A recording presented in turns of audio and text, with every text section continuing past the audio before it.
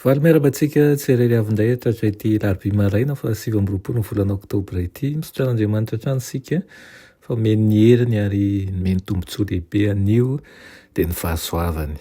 Alohan'ny dirantsika ny amofinainan'io ara dia vavaka isika. Jehovah tompo tianay ho misaotra anao izay sy mbola meno tombonandro indray. Misaotra manaiky araka aminay eto foazon'ny fonay aroka ho voavelona ny fanahinay.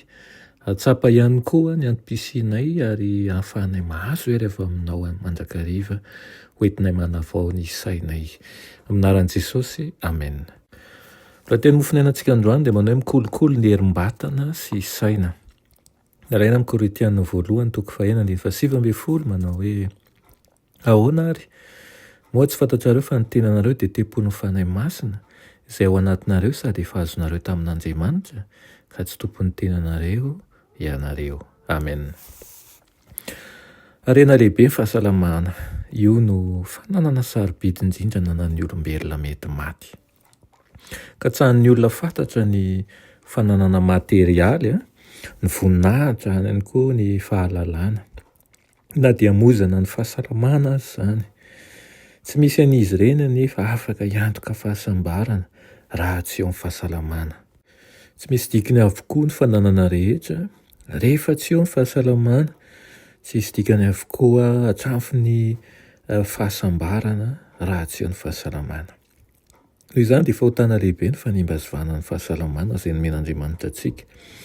Ny fanimba-zivana rehetra atao amin'ny fahasalamana dia mandemy antsika sy hananantsika fatiantoka na dia mahazo fahalalana be azy tsika. Noho ny antony maro ny fanitrana dia fitahiana satria izany dia miaro ny tanora sy ny ankizy tsy hidonadonana-poana. Ny zavatra voalohany izay tokony ho katsahan'ny ray aman-dreny mandrakariva dia ny hananany zanany vatana tomady mba ho lehilahy sy vehivavy matanjaka izy ireo any aoriana any. Tsy ho tratranao oviana manko izany tanjona izany raha tsy misy fampiasam-batana atao ary manomboka amin'izao fotoana izao. Mahatsara ny ankizy ara-batana sy ara-moraly ny hampianarana azy hiasa na dia tsy ho fitadiavam-bola azy izany. Mba hanan'izy ireo toetra madio sy mendrika ka tsy maintsy ataony ho fitsim-piainana ny asa vatana voarindra tsara izay hampatanjaka ny ozatra rehetra amin'ny tenany. Tsy misakana ny kolokoloana ny ara-tsaina ny asa ara-batana. Tsy izany mihitsy. Ny tombontsoa avy amin'ny asa ara-batana dia ampifandanja ny maha-olona ary hiaro ny saina tsy ho reraka loatra ihany koa. Hiampita any amin'ny ozatra ny harerahana manko ka hanamaivana ny ati-doha. Ilaina noho izany manana vatana tomady mba hananana saina tomady. Ilainao ny manana vatana tomady mba hanananao saina ihany koa matanjaka. Ny vatana tomady sy ny fanaovana tsara an'ireo andraikitra ao an-tokantrano dia tsy misakana velively ny fivelarana ara-tsaina. Samy tena ilaina avokoa ireny ho an'ny vehivavy. Tokony ampiasaina sy kolokoloina ny herin'ny saina manontolo mba hananan'ny lehilahy sy ny vehivavy saina mirindra tsara ihany koa. Maro eto amin'izao tontolo izao ireo lehilahy, maro ihany koa ireo vehivavy izay manana fisainana amin'ny tanila. Izany dia vokatra ny fikolokoloan'ny ampahany fotsiny amin'ny fahaiza-manaony fa ny ampahany hafa kosa navelany ho simba noho ny fidonadonana-poana.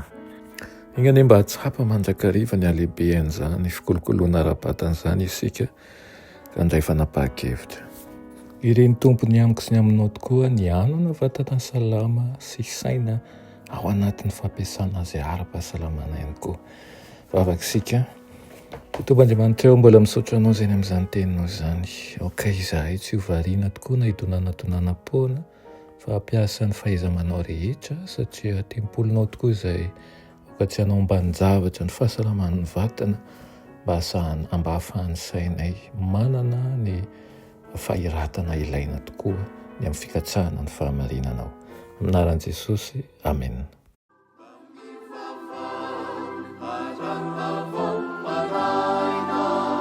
Sarovinao ilay mpanao anao, izay miaro ny farasiaina